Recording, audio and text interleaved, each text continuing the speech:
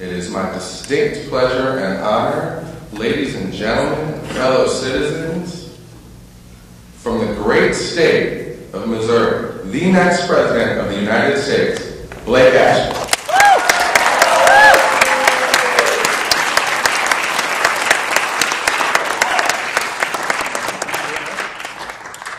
And certainly everybody has asked me in one form or another, some pretty harsh forms actually, Blake, why are you running for president?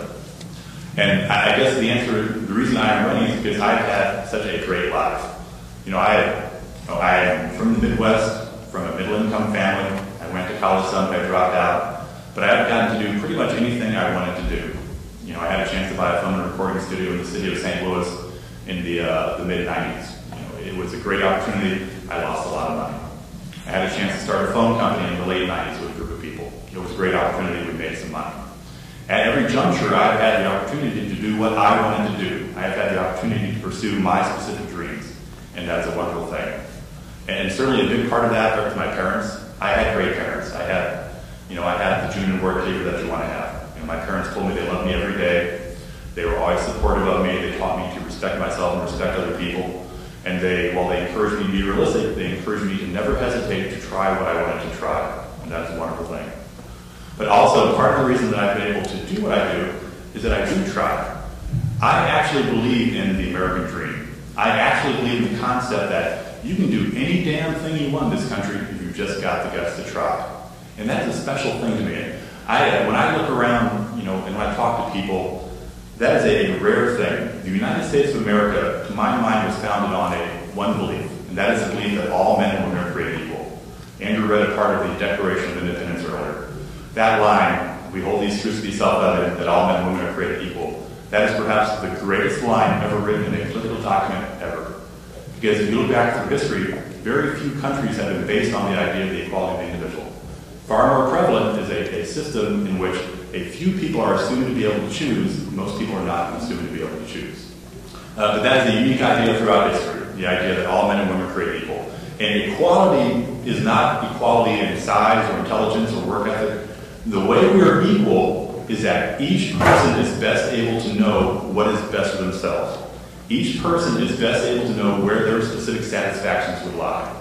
So everybody has their own character, everybody has their own satisfactions. Some people are greedy or acquisitive, some people are generous, some people take satisfaction from family, some people from their public successes, some creativity just for the sake of creativity.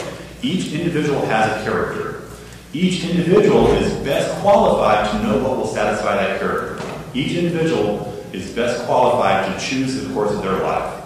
And again, that is rare throughout history. Most countries are not based on the idea that people can choose their own lives. They're based on the idea that most people cannot choose their own lives. So we have something that is very precious in the United States and very rare, and that is that belief of the equality of the individual. To me, that belief has always defined the role of government. While we might be equal in our ability to know what is best for ourselves, we are not necessarily equal in our ability to pursue what is best for ourselves. We do not necessarily have equality of opportunity. If you're a poor kid in a bad school district and you have a bad math teacher your second grade year, maybe you can never realize your dream to become an accountant. Maybe you get so turned off on math by that 1 year that you stop working on it. Or maybe you've got the skills to be a great cello player, but for whatever reason you don't have a music program. You get turned off on that. You know, we are not born with equality of opportunity. Equality of opportunity is something that our government hopes to extend to us. And again, to me, the role of government in the United States is extending equality of opportunity. It is making sure that each individual has the ability to pursue their own dreams. So, equality of opportunity. I mean, that is why I'm running right here, because I believe in equality of opportunity. I am concerned that that idea is slipping away from us. I know that I've had a great life. I know that I've gotten to do pretty much whatever I wanted to do.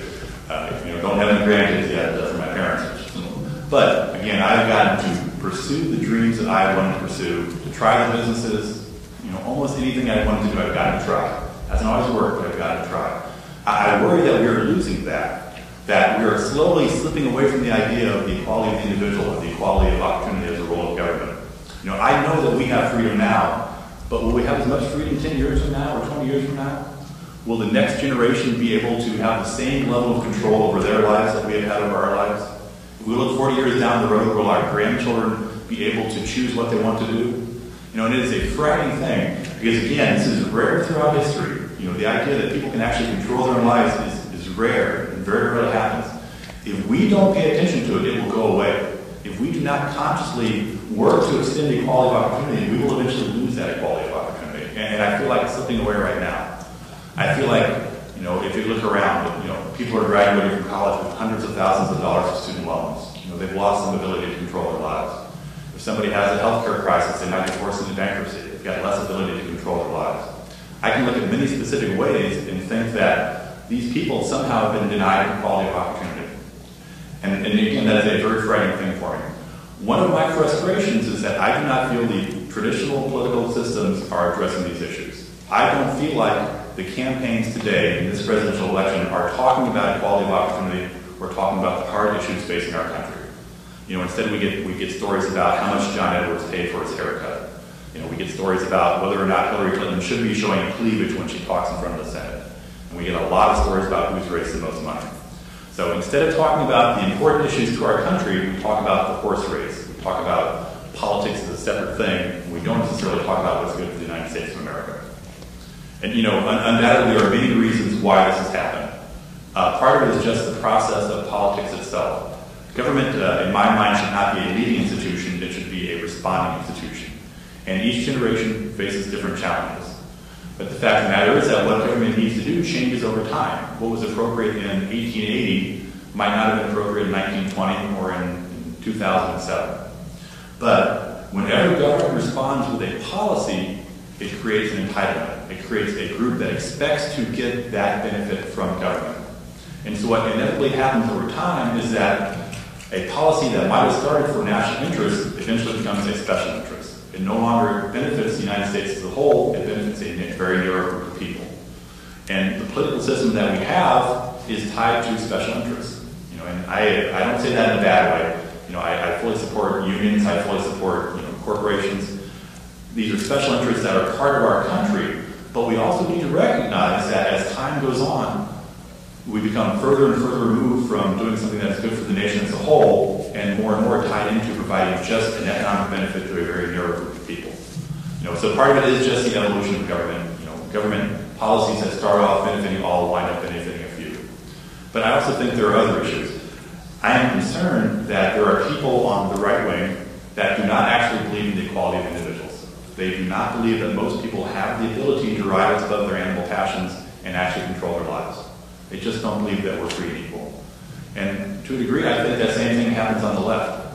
I think there are people on the left wing in this country that really don't believe in the equality of the individual. They think that people might want to think they're choosing, but most people cannot rise above the effects of the environment. They're too tied into advertising, they're too tied into their peer pressure, they're too tied into Red Book magazine, whatever it might be.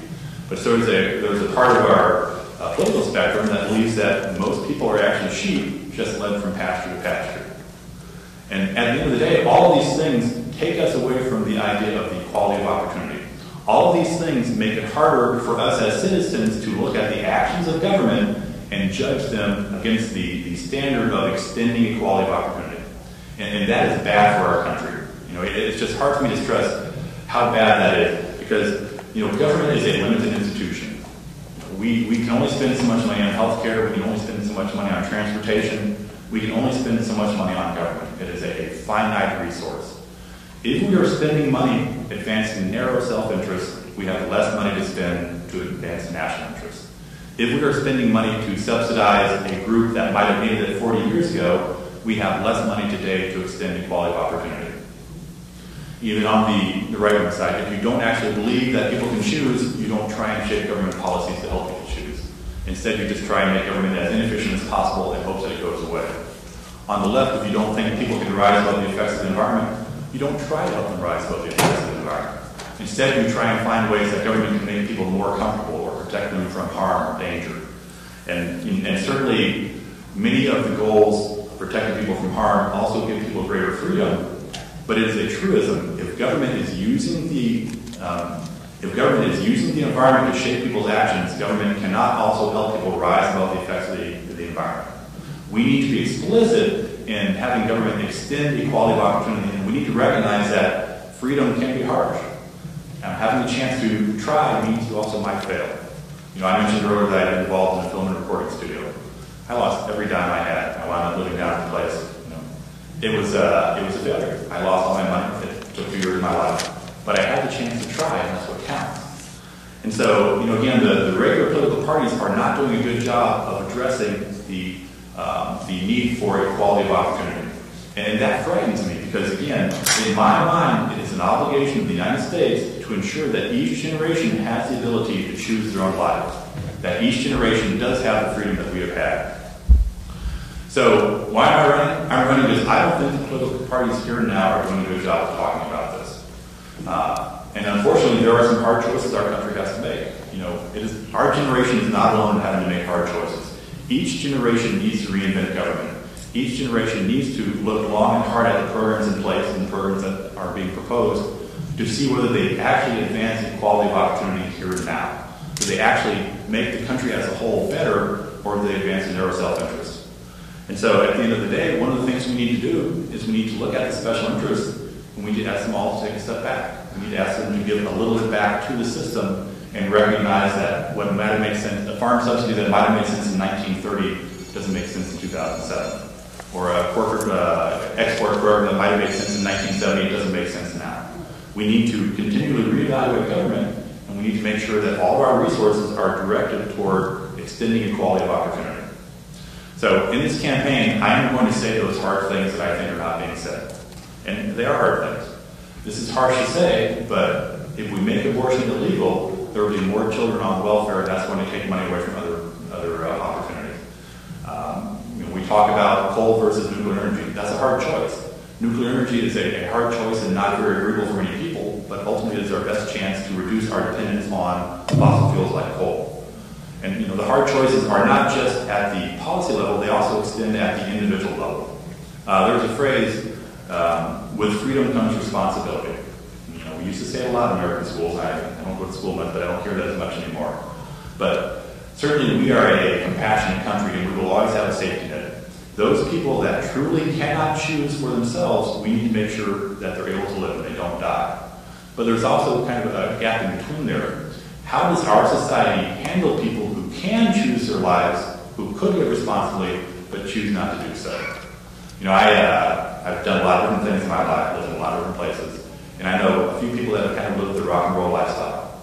They've had a great time, lived a great life, had a lot of leisure. Truly they've enjoyed themselves. But how does society respond when a person lives a lifestyle that causes society to have to pay for them? Because again, at the end of the day, we have finite resources. Any dollar we take away or any dollar we use to support somebody who is living irresponsibly is one less dollar that we can use to extend equality of opportunity. And these are hard choices. Again, it's harsh to say, but should we try and save heroin addicts who overdose? That's a hard choice. That's a hard thing to say, but those are the kinds of decisions, those are the kinds of questions that we need to talk about in the United States of America. Because it's not as if we don't talk about them, they'll go away. They will always be here. So again, extending equality of opportunity, means looking at our policies, means reinventing government, and means looking at how we treat individuals and how we treat individuals who fail or choose not to succeed. And these are not easy questions, and I by no means have all the answers, but at least I am asking the questions. And what is truly wonderful about this country, I ran for president in 2004 as a protest candidate in the Republican primaries. And since that time, I have had the opportunity to talk to thousands of people, mostly in the Midwest, but across this country. I am not the only one who recognizes the importance of these issues. You could go to any city in this country and start talking about equality of opportunity and the role of government, and you will find people nodding their heads, and they will give you examples of ways government has strayed from the path, or how special interests have taken resources away, from other opportunities.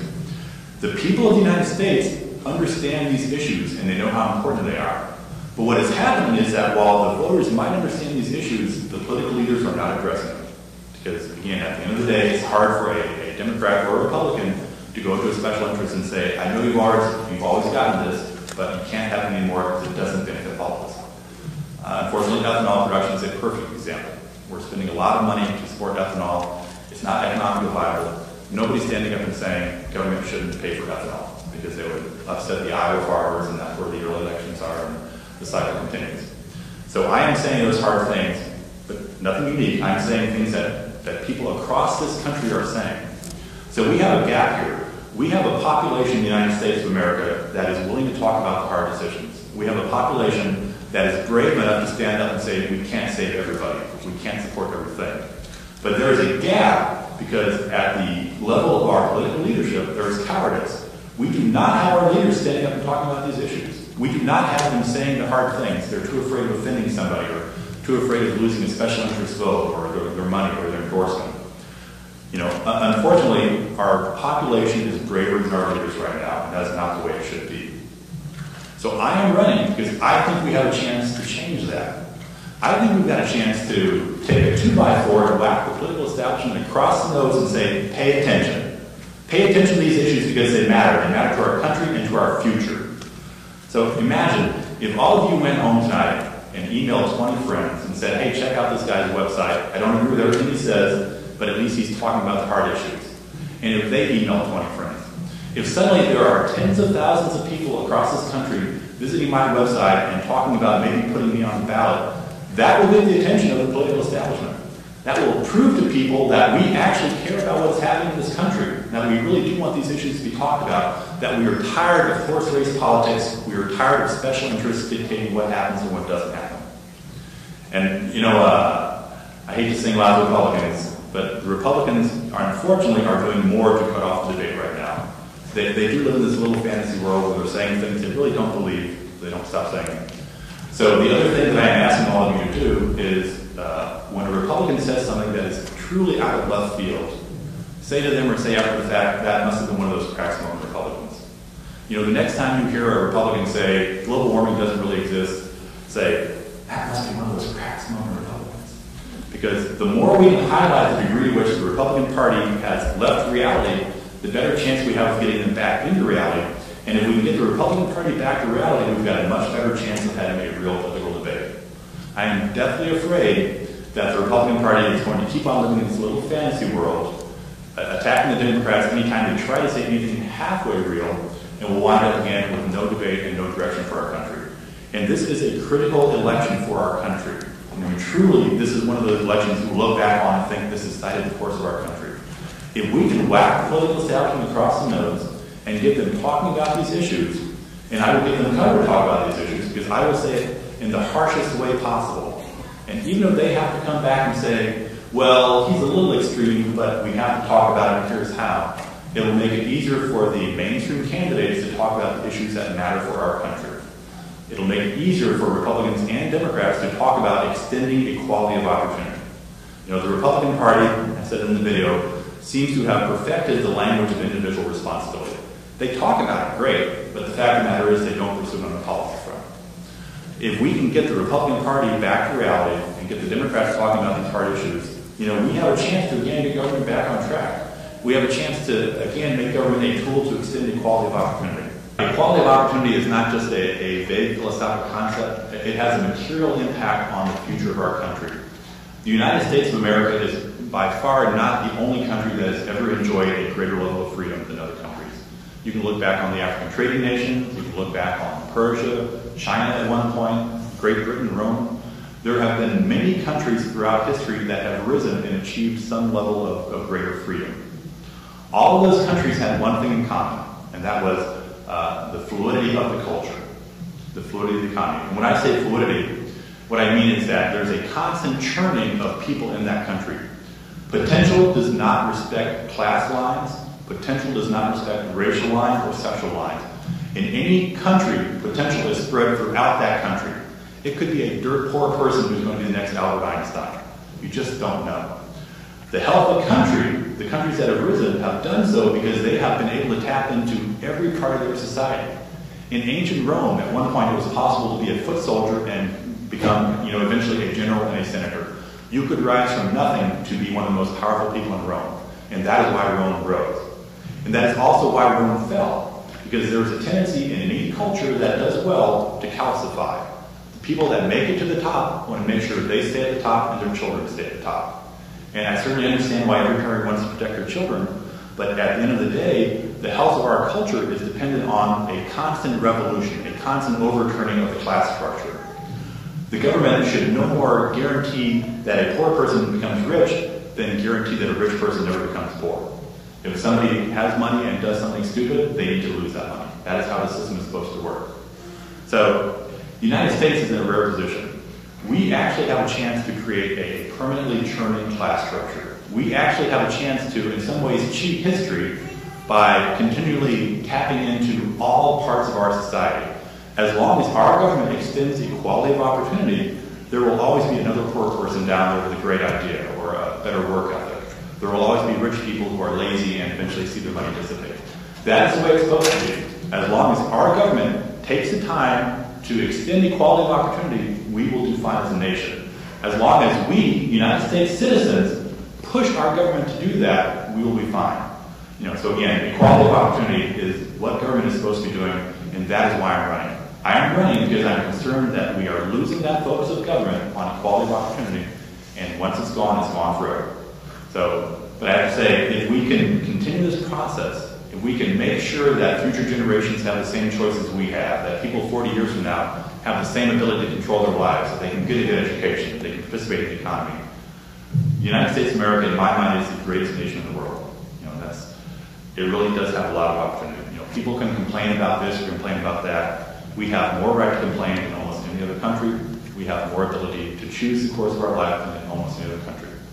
If we do this right, if we can whack the political establishment across the nose and get our government back on track and again extend equality of opportunity, we can cheat history. The United States of America will continue to be a country that extends freedom to all men and women. The United States of America will continue to be a country that believes that all men and women are created equal.